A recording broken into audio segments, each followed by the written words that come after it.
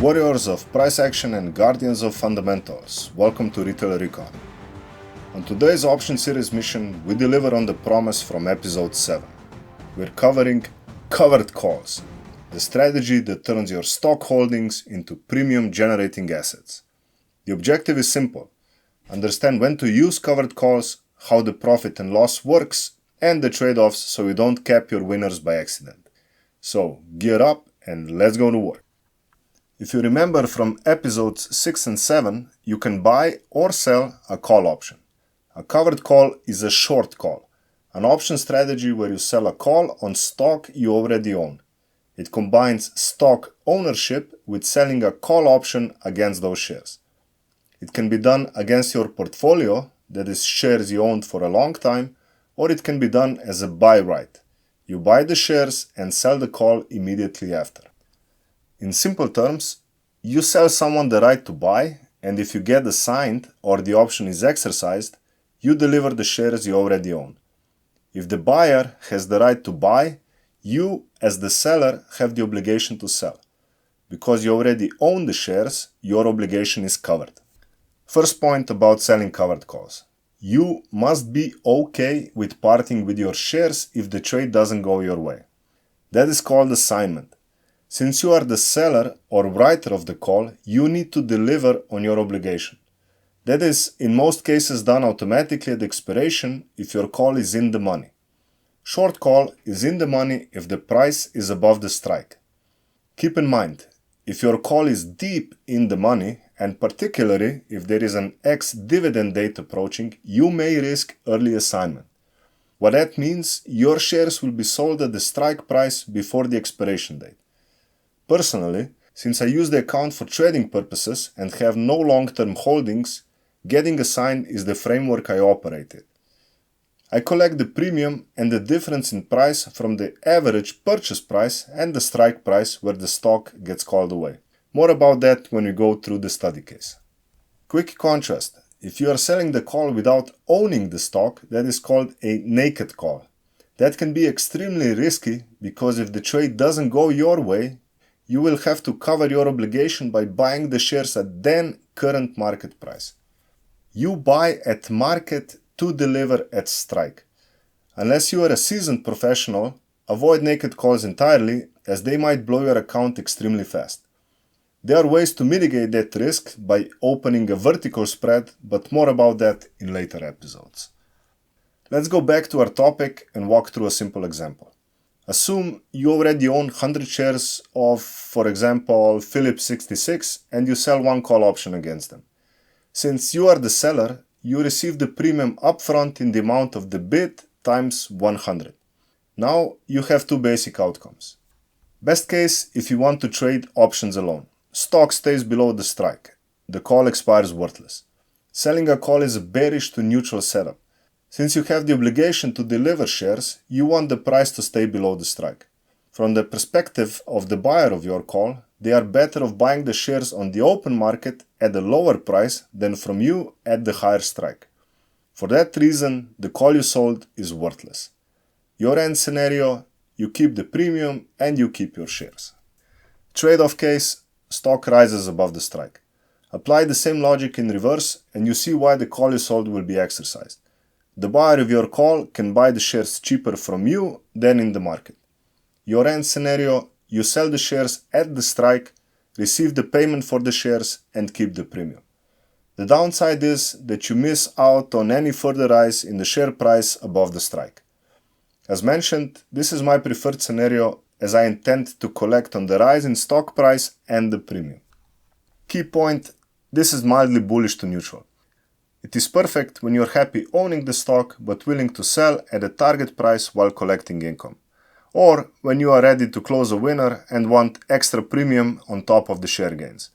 Some traders use call selling to secure regular income by rolling their calls. Rolling will be covered in a future episode. For now, we stick to the basics. Generally speaking, you have three basic paths at or before expiration, and it is up to you which one you take. Price stays below your strike, the call expires worthless. You keep the shares and the premium. At this point, you might want to sell another call and repeat the cycle.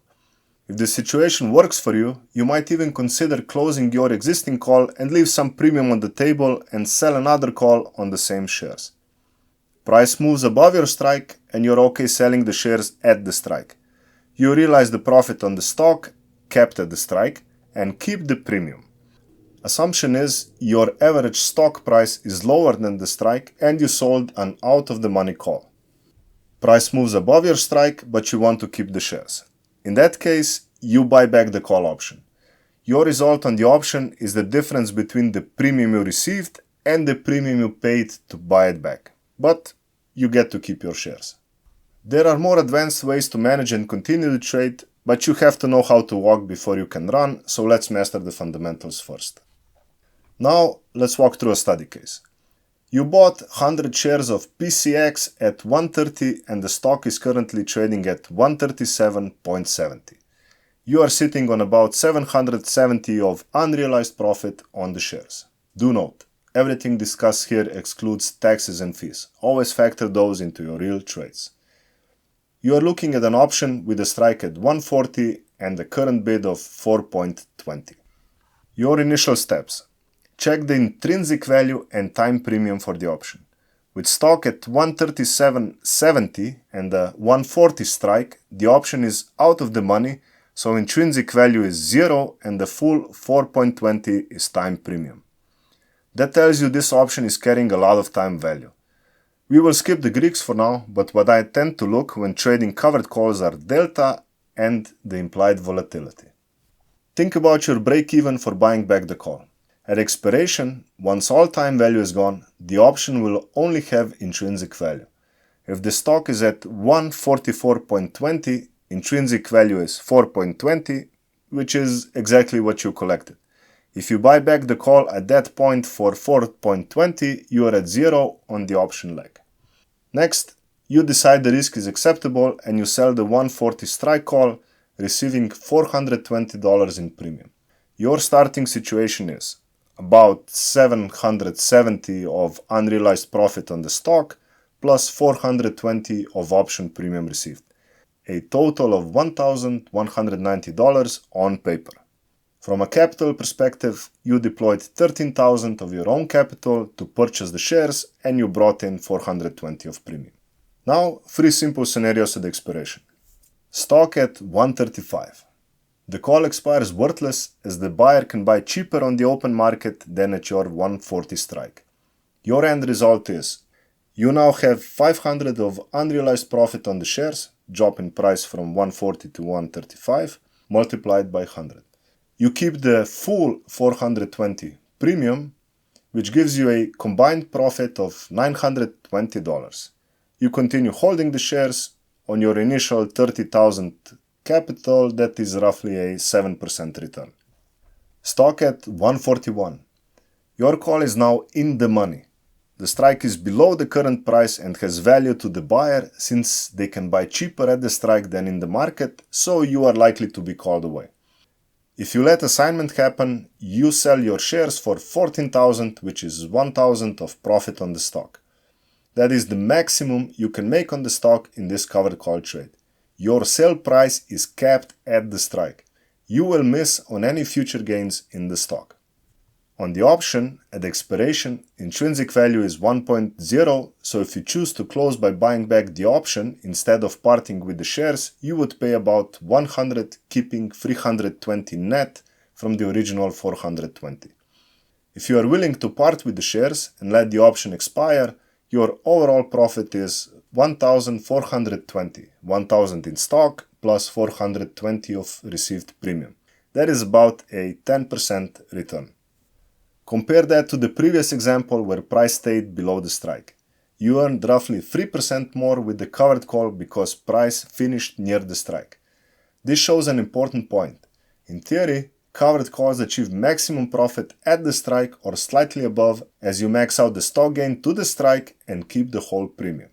Important caveat. To truly max out a covered call, you must be willing to sell your shares. From my perspective, covered calls work best when you are ready to close your position and want to collect some extra cash on the way out. Stock at 150. Similar to the previous example, your stock will get called away at 140 and you will make 1000 of profit on the stock. You will miss all the gains above that price, in this case an additional 1000 of potential upside. You also keep the premium you received, so your end result is the same, 1420 as in the 141 example. That is why, personally, I like to attach sell calls to active trades where I am comfortable exiting if they run into my target area. The caveat: you need a decent amount of capital to participate, which can be a barrier for many retail traders. If you want to sell a covered call on a $400 stock, you need $40,000 just to own the shares. Of course, you can achieve that effect if you trade on a margin, but if you are just starting your trading journey, avoid it for now. Trade on cash account only until you really get a good understanding of how the options work and, of course, the margins. There is one important difference between the 141 and 150 scenarios. 150 carries more opportunity cost. However, you also have the possibility to close the option position instead of being assigned. In that case, at 150, you might have to buy back the option for around $1,000, which would mean a loss of about $580 on the option. In that scenario, you still keep your shares. It might be worth it if you think the shares have more room to move. Now think for a second what would have happened if you were not covered, if you had sold this as a naked call. If you did not close the position in time, you do not own the shares, so you would have to buy them for $15,000. If you managed to close the position earlier, your loss would be limited to the option loss of around $580. Hopefully, this paints a clear picture of how selling naked calls can blow up your account while covered calls control that risk. Why covered calls work and when they don't. The edge in covered calls comes mainly from four things. Time decay. Time works for you. Option buyers lose premium as expiration nears if the stock doesn't move enough. Probability. A large share of short-term options expire worthless. You are essentially betting on nothing dramatic to happen. Income on dead money. That stock you plan to hold anyway now pays you extra rent through option premium. And closing your winning long. Instead of just using a limit sell, you can collect extra premium on top of your share gains. Perfect scenarios to use a covered call. Stocks you like long-term but expect to trade sideways short-term. Dividend stocks where you can collect both the premium and the dividend. Generally, after the ex-date, the stock price often dips. Post-earnings when volatility drops and premiums shrink after IV crush. Danger zones, strong uptrends when you are likely to get called away and miss big moves. High conviction growth stocks, since selling a call means capping the upside and a strong breakout will cost you either on the premium or in opportunity cost. Earnings approaching where the premium looks attractive but gap risk can hit you hard. A word about position sizing and risk management. Never sell calls against your entire portfolio. Limit covered calls to around 25 to 50% of a position. Choose strikes 5 to 10% above current price to balance premium received versus the chance of getting called away. Roll or close if the stock approaches the strike early. Rolling will be covered in one of the future episodes. Keep cash reserves for opportunities that don't fit this neutral income strategy. Real risk isn't the call itself. It's tying up capital in low volatility grinders while better setups appear elsewhere. Covered calls shine when you have dead money positions which have no clear directional edge. Some typical covered call mistakes: selling too close to the money. A 221 strike on a 220 stock means a very high chance of assignment. Ignoring implied volatility. Fat premiums before earnings often hide gap risk. Having no exit plan. Letting winners get called away without any thought of rolling or managing the position. Over-allocating. 100% of a portfolio in covered calls leaves no dry powder for breakouts. Chasing yield. Constantly selling very short-dated calls on slow stocks can have you overtrading for small edge. Remember, this is income generation, not a lottery. Patience beats greed. When to avoid covered calls entirely? You have a strong directional conviction. In that case, just own the stock and let it run. Volatility is very low, which leads to very thin premiums. You are unwilling to sell your shares and assignment would be painful. Covered calls are a tactical income tool, not a set it and forget it retirement plan. Let's wrap up this episode. Covered calls turn stock ownership into premium generating machines. You collect time decay while you are willing to sell shares at a target above the current price. Maximum profit is capped, but so is the additional downside beyond owning the stock itself. They are perfect for sideways markets, dead money positions, and patient income. On our next episode, I'll walk you step by step on how to place a buy right so you'll know exactly how this works in practice. Be sure to join so you'll see theory turned to practice. If you found value in this mission, lock in your support by liking, subscribing, and following our movement. Thanks for standing watch with me today, and until next time, trade smart, risk sharp, and stay on target.